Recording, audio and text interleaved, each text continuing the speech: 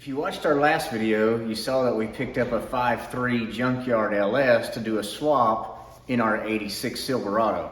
Now, a lot of these engines are just fine. If you're on a super lean budget to do an LS swap, just find one, see if you can buy it from a salvage who proves it runs, get you a standalone harness, and slap that sucker in your truck. You'll save an awful lot of money. I, however, do not have the ability, I guess, to just leave something alone. You guys have seen or ever tried to get this crank bolt out, or in for that matter, unless you have a manual transmission bolted to this thing. It's kind of a pain to hold the flywheel. I mean, you can get a flywheel holding tool or a buddy with a pry bar, but if you're by yourself, this is a genius little tool that Doug put together. It's a piece of old flywheel, our flex plate, just cut out and welded to some square tubing, and essentially we're just going to bolt it in place of where the starter would be, and it'll hold the teeth.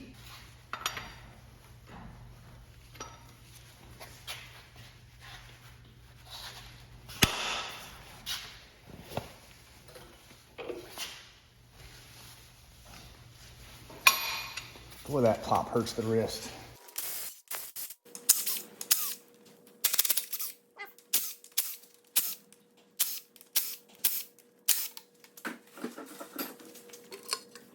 So the engine's all pulled down. It looked pretty good, cleaned up pretty well. I've got the heads torn down, and now you can see here I have them all cleaned up and ready to assemble. Been waiting on parts, some of which arrived today. The biggest order probably that we'll get to do the engine overhaul from Texas Speed and Performance. I want to take this opportunity to explain something to people who are watching this because they want to do a junkyard swap or an LS build. If you're thinking about putting a cam in your truck that already runs, you need to plan on spending $2,000, $2,500 by the time you tune it, more than likely. And then hopefully it comes in lower than that. You're gonna buy a camshaft for a few $100s. You're gonna need some gaskets and a balancer bolt that aren't reusable. A few other pieces of hardware that are kind of one-time use that you do the swap with, and then make the decision, is it gonna be such a big cam that it requires larger springs, which most of them do? Is it gonna be such a big cam that it requires a change of torque converter, which most of them will require? And so if you do all that, you got $2,000 in parts and time with gaskets and oil and filters and cleaners and paint if you choose to paint it, and a lot of little things that go on along the way. You might as well upgrade the oil pump or at least the O-ring. This cam's only 550 lifts, so it'll work with mildly upgraded valve springs, stock push rods, stock torque converter.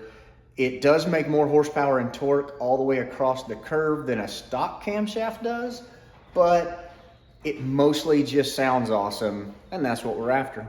So here's what we've got. Again, the Chopacabra cam from Texas Speed, new valve seals, new GM crank bolt, upgraded timing chain, LS7 GM lifters. Again, I would highly recommend replacing these if you have the ones that are not the fully encapsulated type. They're not that expensive. GM replacement head bolt kit, so they're ready to go with the Loctite on them. This is the long and the short version. Make sure you check yours. Yours all may be the same length. 550 lift valve springs. They say GM Performance LS valve springs. I'm assuming it's probably what comes on like an LS2 motor or something from the factory. Lifter trays. Don't install a cam or anything without doing new lifter trays.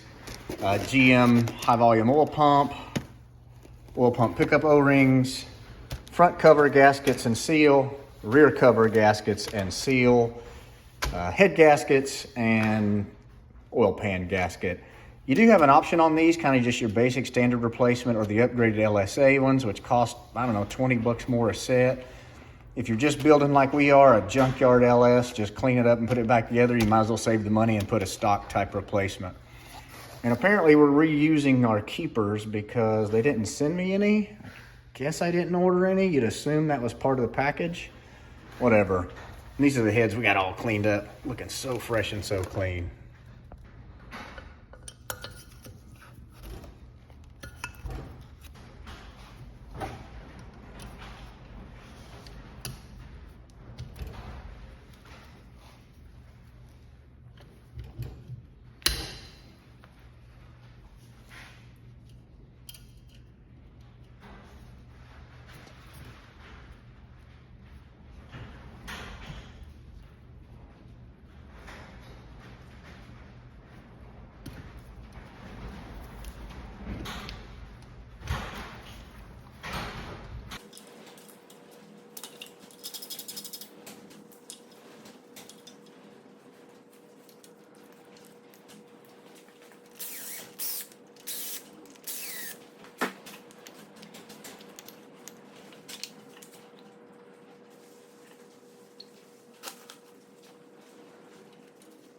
Here's a chain difference between the standard 5.3 and what was issued in most LSs, and this is what came standard in the LS2 when it was released. Pretty much what you always go to. It's inexpensive and clearly much stronger than the OE chain.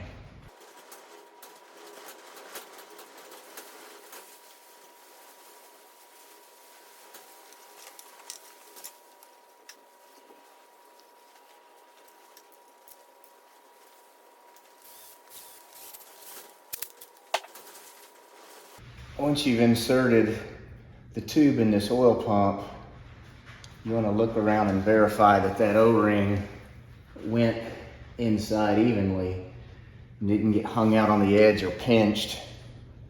Pretty common issue people run into with low oil pressure on these LSs. You can set these up with shims to make sure that you're dead center on this crankshaft with the oil pump before you tighten it. I've eyeballed it and it's inside 30 thousandths all the way around.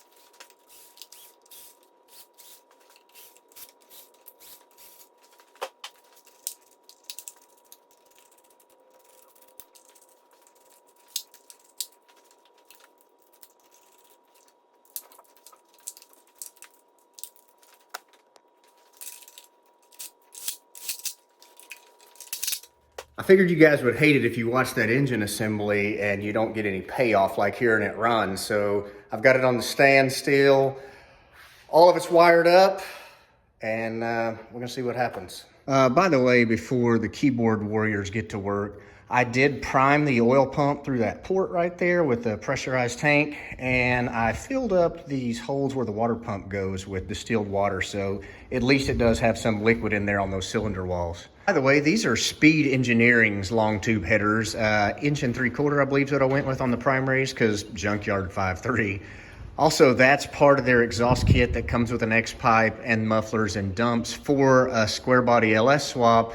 And you really need to put those on so you don't have fresh air too close to the oxygen sensors. Coils and valve covers are also from Speed Engineering, in case I didn't cover that earlier.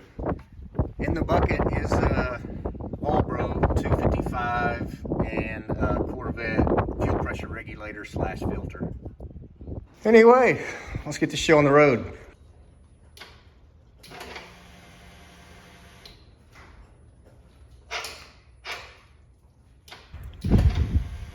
No safety concerns whatsoever.